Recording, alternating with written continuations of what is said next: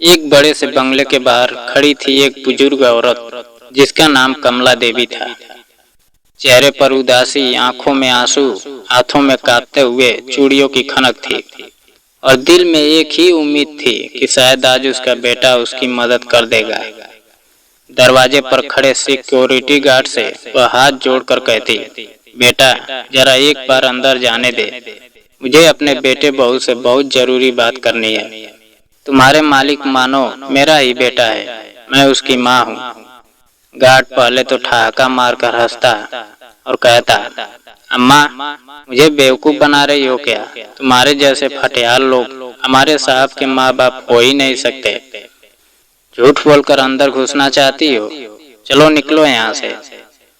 यह सुनकर कमला देवी का दिल रो पड़ा, पर हिम्मत नहीं टूटी। वह जीत करके गेट के पास ही बैठ गई और बोली, जब तक तुम मुझे मेरे बेटे बहू से नहीं मिलवाओगे मैं यहीं बैठी रहूंगी।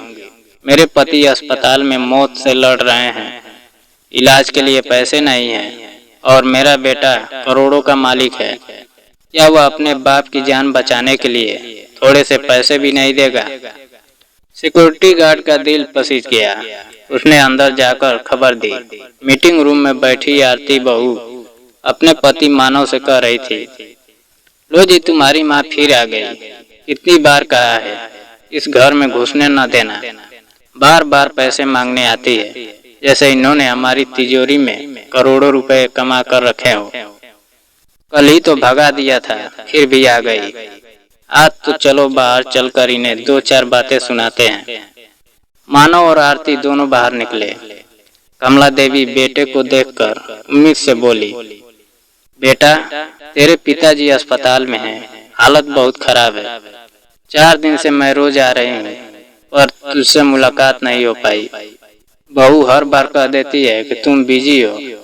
बेटा तेरे पिताजी की दवाइयों के लिए पैसे चाहिए। मानव ने बेरुखी से जवाब दिया, देखो अम्मा, पहले ही तुम्हें 2000 रुपए दिए था ना, और कितने देंगे? हमारा पैसा कोई कुएं का पानी नहीं है, अब और मत आना यहाँ। कमला देवी रोते हुए बोली, बेटा वो 2000 रुपए तो 2 दिन की दवा में ही खत्म हो गए।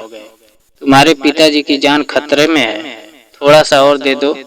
तुम्हारे लिए 2000 रुपए कुछ भी नहीं है। मानव गुस्से में बोला, बस करो अम्मा, इमोशनल ब्लैकमेल मत करो।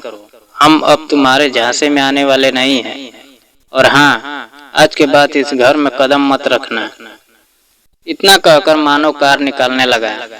कमला देवी बोली, बेटा तुझे ऑफिस ही जाना है ना, रास्ते में अस्पताल पड़ता है, मुझे अपनी कार से छोड़ दे, मैं पैदल नहीं जा पा रही हूँ। तभी आरती बहुत तमतमा कर बोली, अरे बुढ़िया, तेरी औकात नहीं है हमारी कार में बैठने की, गंदी हो जाएगी। हमारी गाड़ी तेरे लिए ऑटो ही काफी है, चल निकल यहाँ से। यह सुनकर कमला देवी का कलेजा छलनी हो गया। बेटा कार लेकर निकल गया। बहू अंदर चली गई। बेचारी माँ गेट पर बैठकर बेटे की चमचमाती कार को जाता देखती रही और सोचती रही, हे भगवान, कैसा बेटा दिया है तूने, जिसके लिए हमने सब कुछ बेच दिया, घर जमीन जायदाद, उसे पढ़ाया लिखाया, बिजनेस खड़ा किया, और आज वही बेटा हमें पराया समझता है। काश हमने कभी इतना बलिदान न दिया होता। पास खड़े सिक्योरिटी गार्ड की आंखें नम हो गई। उसने कमला देवी को कुर्सी पर बिठाया और बोला, माँ जी आप परेशान मत होइए, कितने पैसे चाहिए आपको? कमला देवी बोली, बेटा फिलहाल तो 2000 ही मिल जाए तो काम चल जाएगा। गार्ड ने जेब टटोली, मुश्किल से 500 रुपए निकले। गार्ड ने कहा, माँ जी मेरे पास अभी इतने ही हैं, इन्हें रख लीजिए और चलिए मैं आपको अपनी साइकिल पर छोड़ देता हूँ। कमला देवी ने आंसू भरी आंखों से कहा, नहीं बेटा, मैं ऑटो से चली जाऊंगी, लेकिन तूने जो मदद की है ना, भगवान तुझे बहुत खुशियाँ देगा। जब बेटे बहू ने मुंह मोड़ लिया तब तुम मेरे काम आया, यह एहसान कभी नहीं भूलूंगी। अस्पताल में नंद किशोर जी कमला देवी के पति बिस्तर पर पड़े बेसब्री से पत्नी का इंतजार कर रहे थे। चेहरे पर उम्मीद थी कि शायद बेटा मदद करेगा, लेकिन कमला देवी के आंसू देखकर सब समझ गए और बोले, तो हमारा बेटा हमें ही भूल गया। कमला देवी फूट फूट कर रो पड़ी।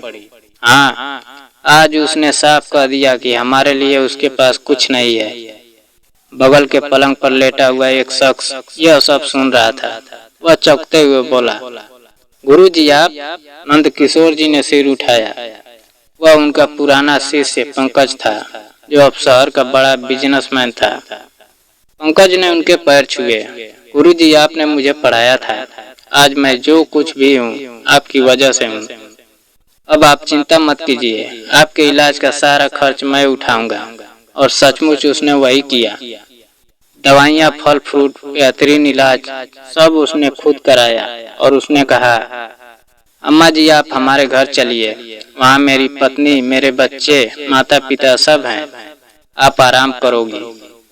कुछ ही दिनों में नंद किशोर जी ठीक होकर पंकज के घर आ गए। वहाँ सबने उनका खूब सम्मान किया। पंकज के पिता ने कहा, अरे नंद किशोर जी, इतने सालों बाद मुलाकात हुई। पंकज हमेशा कहता है कि आपसे पढ़ाई सीखी तभी संभला। आपने तो उसके जीवन की दिशा बदल दी। आज आप हमारे घर आए, यह हमारे लिए सौभाग्य है।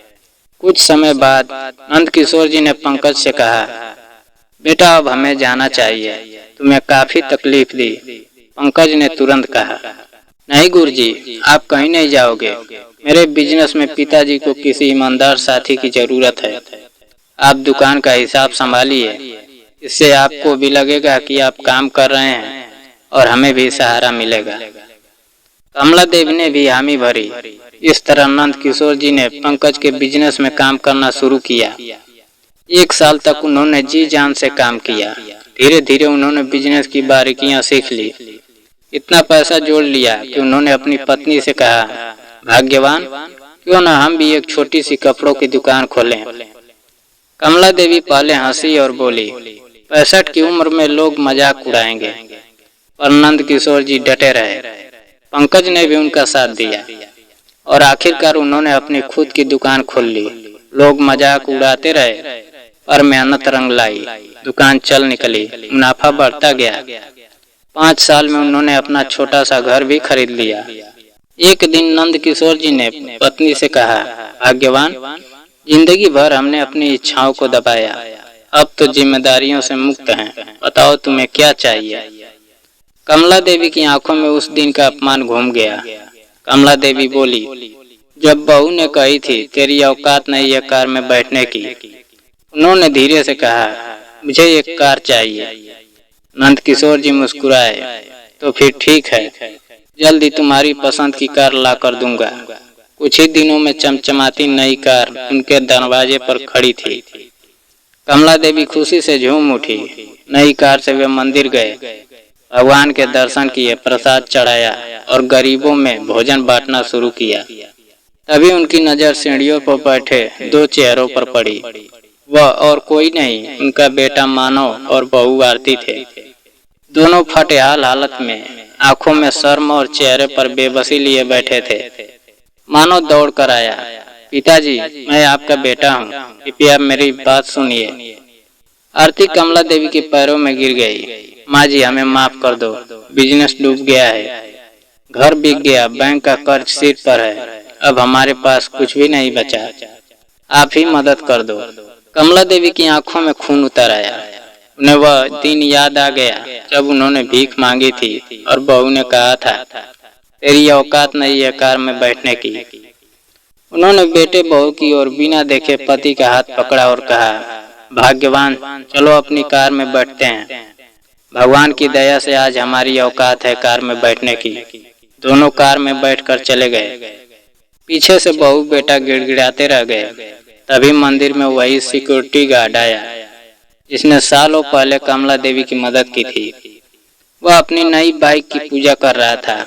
मानो ने उसे देखा और बोला, अरे वाह, तूने नई बाइक खरीद ली।